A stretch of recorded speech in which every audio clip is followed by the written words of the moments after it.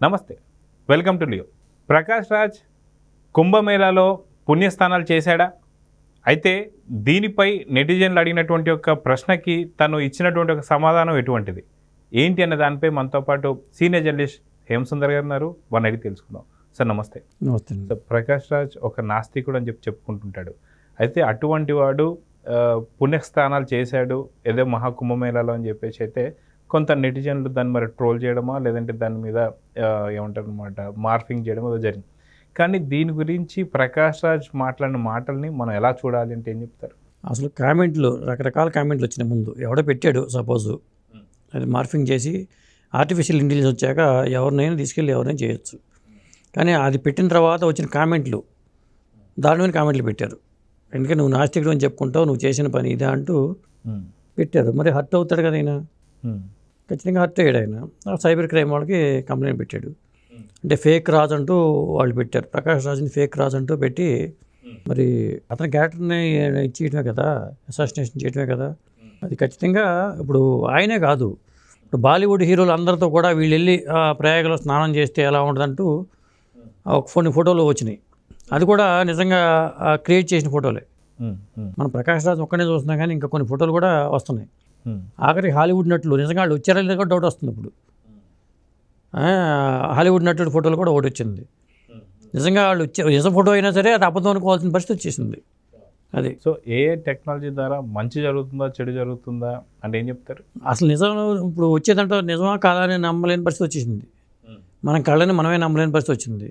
రేపు రష్మిక మందన్ తీసుకెళ్ళి స్నానం చేస్తున్నట్టు ఫోటో పెట్టచ్చు, లేదా సాయి పల్లవిని పెట్టచ్చు. నిజంగా వాళ్ళు వెళ్ళి చేసినా కానీ అది నమ్మలేని పరిస్థితి. ఇప్పుడు పుణ్యస్థానానికి వెళ్ళాలనే కోరిక అందరికీ ఉంటుంది. వీపీ వాళ్ళు వెళ్ళటానికి కొద్దిగా ఇబ్బంది ఉండదు. కానీ ఫేక్ ఫోటోలు పెట్టడం వల్ల ఏమవుతుందంటే అసలు నిజమేంత అబద్ధం ఎంత అనేది భవిష్యత్తులో అసలు ఇది మరీ విశృంఖలంగా తయారైందనుకోండి. ఇప్పుడు ఏఐ టూల్స్ మీద ట్రైనింగ్ తీసుకుని లక్షల జీతాలు వస్తున్నాయి. కేవలం ఏఐ టూల్స్ మీదే చాలా తక్కువ కోర్సుతో వెళ్ళిపోయి రకరకాల జాబులు కొట్టుకుంటున్నారు. అది పర్లేదు, జాబులకు వెళ్తే పర్లేదు.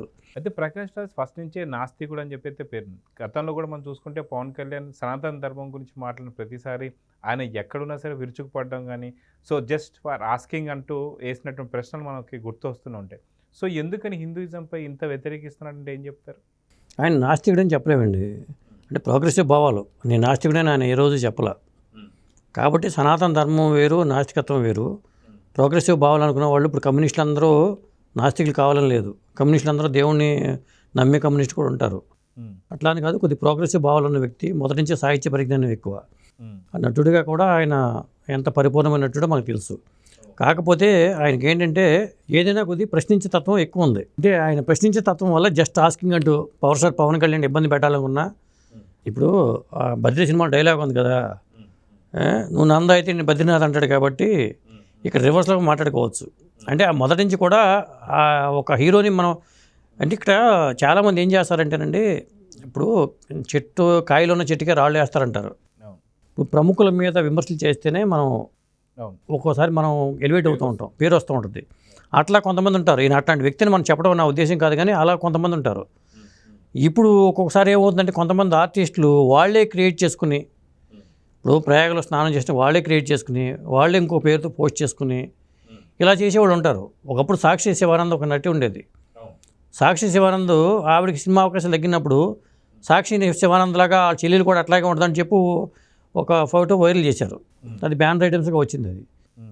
అదేమవుతుందంటే అవకాశాలు తగ్గిపోయినప్పుడు అందరి దృష్టిలో పట్టడం కోసం కూడా కొంతమంది ఎలివేట్ అవుతూ ఉంటారు. అలా జరగడానికి అవకాశం ఉంటుంది. కానీ ఈయన అలా చేసేటని నేను అనుకోవట్లేదు. కానీ కొంతమంది ఫేక్ రాజు అంటూ పెట్టి ప్రచారం చేసిన దాన్ని మాత్రం ఆయన ఖండిస్తూ ట్వీట్ చేశాడు. ఇప్పుడు సైబర్ క్రైమ్ వాళ్ళని ఆశ్రయించాడు. కాబట్టి ఇది కాకపోతే భవిష్యత్తులో మాత్రం వికటించే ప్రమాదం అయితే ఉంది. ఇవాళ ప్రకాష్ రాజుకి జరగవచ్చు, లేకపోతే రేపు ఇంకో రష్మిక మందన జరగవచ్చు.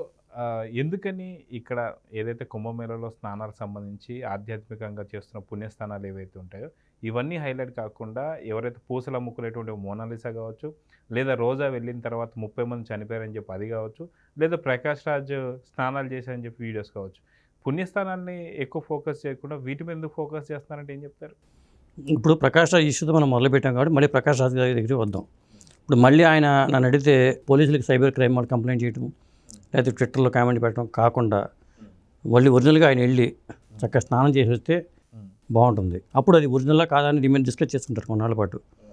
కాబట్టి ఈయన ఇట్లా కంప్లైంట్ పెట్టుకోవడం, ట్వీట్లు చేసుకోవడం ఏంటంటే అది కావాలని చేసి మళ్ళీ నేను ఉన్నాను, నన్ను గుర్తించండి, నాకు అవకాశాలు ఇవ్వని చెప్పుకున్నట్టుగా ఉంది. ఎందుకంటే ఈ మధ్యన ఆయన తెరమరుగు అయిపోయారు. ఆయన ప్లేస్లో రకరకాల బాబిడియో లాంటి వాళ్ళు, ఇదివరకు జగద్బాబు లాగేసాడు కొన్ని, ఇప్పుడు బాబిడియోలు వచ్చేసాడు. దాంతో ప్రకాష్ రాజ్ మర్చిపోయారు.